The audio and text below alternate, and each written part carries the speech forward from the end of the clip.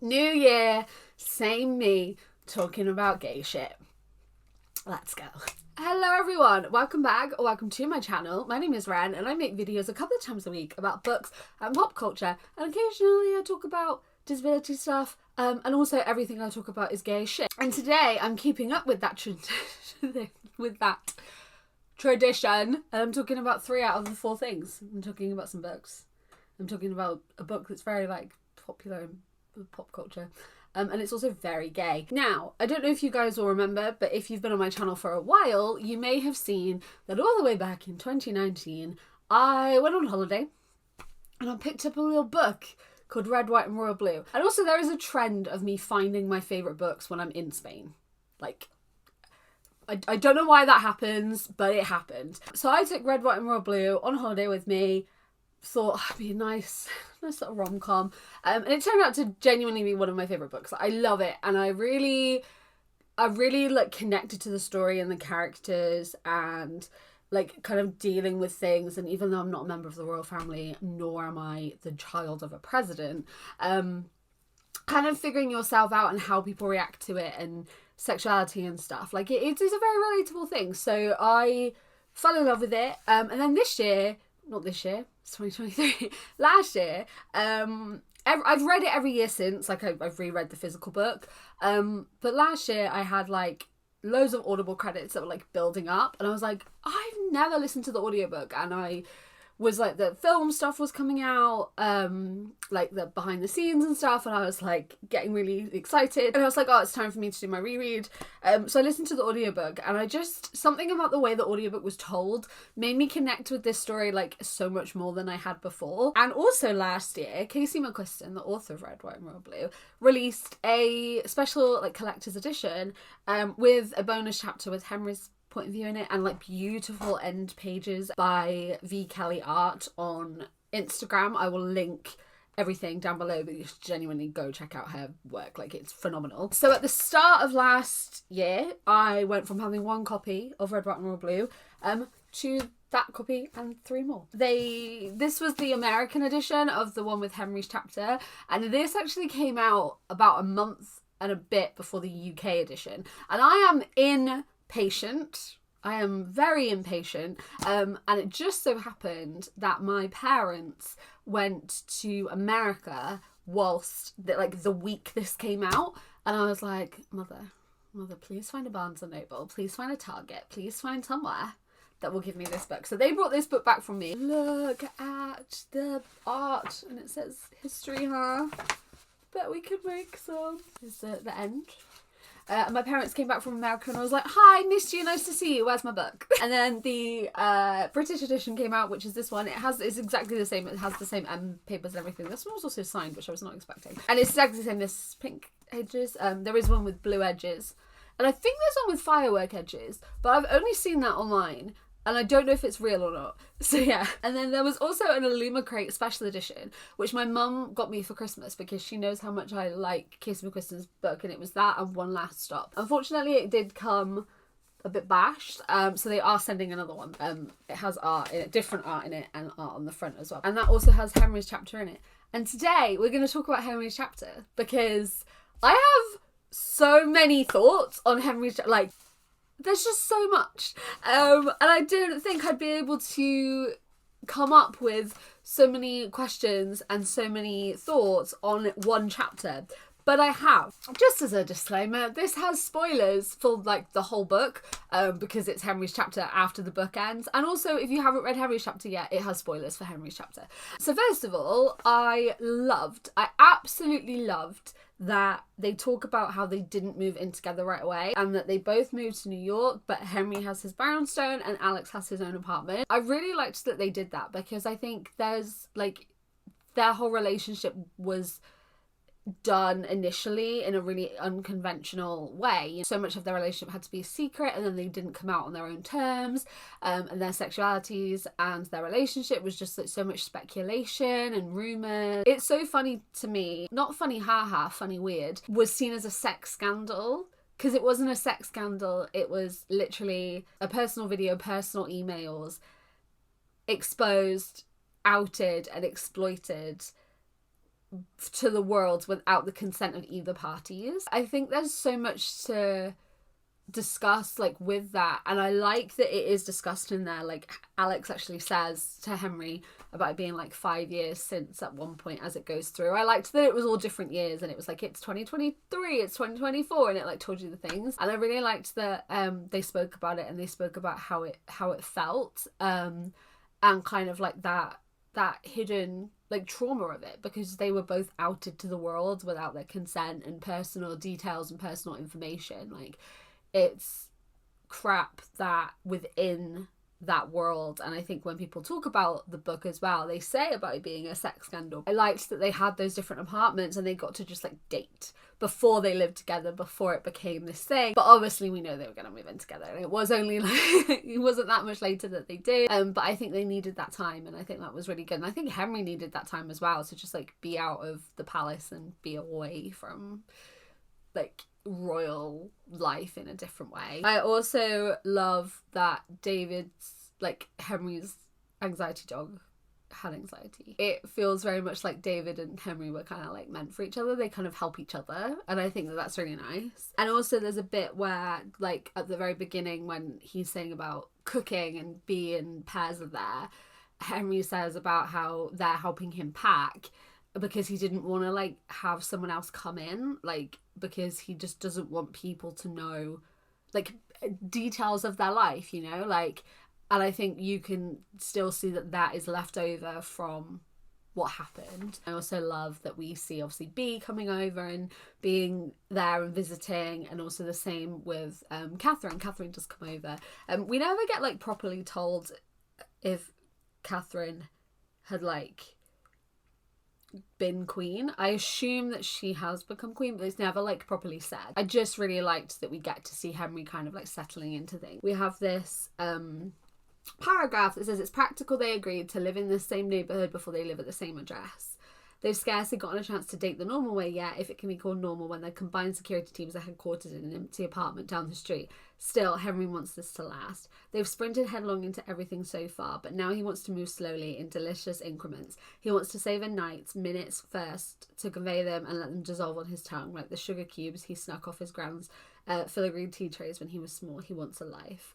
And I just really liked that. And then also in 2022, when it says that they are now living together, and kind of just their life like combined, which I thought was really nice. And also like their first Christmas, and how Henry is now with like how he fits in with Alex's family and Alex's dad, which I just think is really nice. And just kind of how their families have combined. Like Oscar is wearing a t-shirt that Catherine got him, and it's really nice to see kind of how their life like came together. June and Nora kiss, which I really liked. I still don't really know what's going on with June, Nora and Pez. I don't know if that's like a continuing thing. It's never like officially said, but I do love the idea that June and Nora are together. I mean, I love the idea of all three of them were together, but that's never officially said. But we do see June and Nora kiss, and Alex is like blissfully unaware, like, oh, it's taking you so long, like they've been together this whole time. But I really liked that, and I would love a story with June and Nora. And I love that June is the one that moves into the Brownstone. Like, I think that that's really nice. I liked kind of just how they all are together, like how they have formed into this little perfect but very messy family that just like is with everyone, you know. And I think Alex says that in the actual book as well. There's a bit where after the party at the club where they all have the robes on, and afterwards, and Cash has coffee, and he says to them, oh, I guess this is the gang now. And Alex is like, oh, for the first time, like he has friends, like he has like this group of people, which I think is lovely. And yeah, and you get to see that a lot more in here. Casey's writing is so poetic in like really specific ways, like the way that Casey talks about with like romance and small moments, and it's not the big things but it's the little ones. Like I love this that says, it's late morning, the summer before Alex's last year of law school, 2023, and Alex is the first word out of Henry's mouth. Truthfully, that's how he begins most mornings. On a Monday morning, 5 time zones away, Alex, pitched low to the screen of his phone. On a Friday, when Alex's early lecture is cancelled, Alex in F major, muffled in the pillow as his body moves and the day stretches out before them. 3:30 the night before an exam, a hoarse Alex, followed by turn the bloody light off and come to bed. It's like a poetic way of showing how their lives are together. Also, like, a huge thing in this that I have loads of questions for with Henry leaving the royal family, because he has been ready to leave for so long, and it's nice. At first I was like, oh, you know, it's just sort of thrown in that he gave up his title, but actually, like, when you read it back, and when I was highlighting things and when I was kind of like making notes and annotating, I was like, yeah, he has been ready to go for so long, and this is not the life that he wants to have. And he talks about, like, there's these stupid obligations of, like, having to fly back and forth when he doesn't want to do it, and these ceremonies and these things, and he just doesn't want it. And I think that it's good that that's explored more in this, because of how everything exploded and how he kind of took that then. As he has not a lot of time to make a decision about coming out, because everyone knows, but he doesn't have the time to confirm it. Whereas this is good because you can see that he's thinking about it and he's actually putting it into perspective and thinking, I would have abdicated then if Gran had said, like, no, you can't be public, but it would have been like a very quick decision, whereas now he's had the time to, like, really think about it, and he's like, yeah, I don't want anything to do with this. I really like that that's explored, and I like that his family are clearly really supportive of it, and Catherine's supportive of it, and they still see him and they still come over. And also I think Catherine and Henry's relationship is better for it. It's nice that Catherine can talk about Arthur, because she talks to Alex about Arthur a lot, and I like that she can talk about him more. And I think that Alex and Henry's relationship has a lot to do with that. And I think that's really nice to see that as well. I really liked this bit that says, in his memory, he's talking about his dad. This is in his memory, he's 9 years old, and his father is saying, whoever you marry, Henry, make sure they think your mum is a laugh, because she is. She really is. And I wrote here a note that said, Arthur, even in death, helps Henry be 100% sure Alex is who he'll marry. And then literally the next thing is, it's 2024 and nobody knows they're engaged. And I love that. It's just how much their relationship and them coming together and them learning about each other and figuring each other out, it's done more than just give them a relationship, and I think that's really nice. My biggest question for Casey McQuiston about this whole thing is, Henry does have to admit he's exhausted in the way that one can only be on the last day of the year, when every other day of the year piles up behind it. It's been a big one. Alex's first law job, the endless press about Henry's decision to surrender his title, the engagement, B's wedding. Who did B marry? Did I skip a whole chapter? You cannot just throw that in there. Who does she marry? Who is it? I had no idea that B would even, like, want to get married. That was, like, so far off of my radar. Who does she marry? Who is it? Give me this information, please, Casey. And then also near the end of the chapter, which is the bit that I was saying earlier, when they mention about how many years it's been since that happened, 5 years, Henry talks about how he doesn't remember that day. And I think that that is so good to talk about. It says, for his part, Henry can remember much of that day, but not all of it. And he remembers what happened, he remembers the way Philip is, and he remembers Alex arriving, but he does not remember anything in between. And it says the space in his memory where those hours belong is simply blank. His psychiatrist says it's post-traumatic stress disorder, and Henry is inclined to agree, considering the two of them spent the entire following year recalibrating Henry's anxiety and depression medication around the event. Those hours will always be gone. There are things he will never get back. And I think that that is really true, and people don't actually talk about, like, how this is, like, personal, but I have PTSD, and I also have depersonalization, where I literally, like, zone out when it comes to trauma, and a lot of my trauma is, like, medical trauma, but there is genuinely periods of 2021 that I do not remember. Like, I don't remember them happening, and I don't remember what happened. Like, I just don't remember. And people don't talk about how that can be a huge part of trauma, and I really like the fact that Casey kind of touches upon that, and how this chapter is, like, not very long, but Casey does cover some really important things within it. That is such a huge thing. Like, when something like that happens, you can have hours of your time taken away from you because your brain just cannot deal with it. And I really liked that was explored. That's like I said, it's something quite personal to me, so I like that it was explored. But then the bit at the end, so it's like this amazing exploration of trauma, but then there's this bit that says neither of them says anything else. It's all been said 1,000 times in speeches, so visual statements, and in the dark when it's only the two of them. It's enough to stand here in the centre of the house in the quiet and let it hold their weight. And it's this thing of like, trauma doesn't have to win. You can acknowledge that it's there.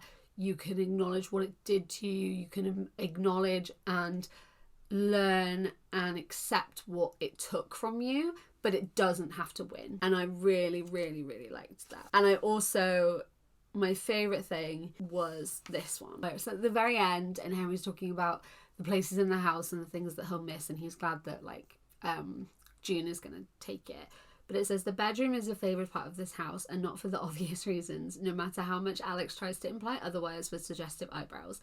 He loves the high ceiling and the chipped plaster medallion of roses at the centre. They picked up the bed together, and every morning that he wakes up in it, he gets to turn over and see Alex's loose pens and glasses wipes scattered across the dresser, and know that his life, is still real. Perhaps he likes the room best because it feels separated from every part of the house, lifted up and bundled in, which is the first time he's ever been safe in a tower. And I love that.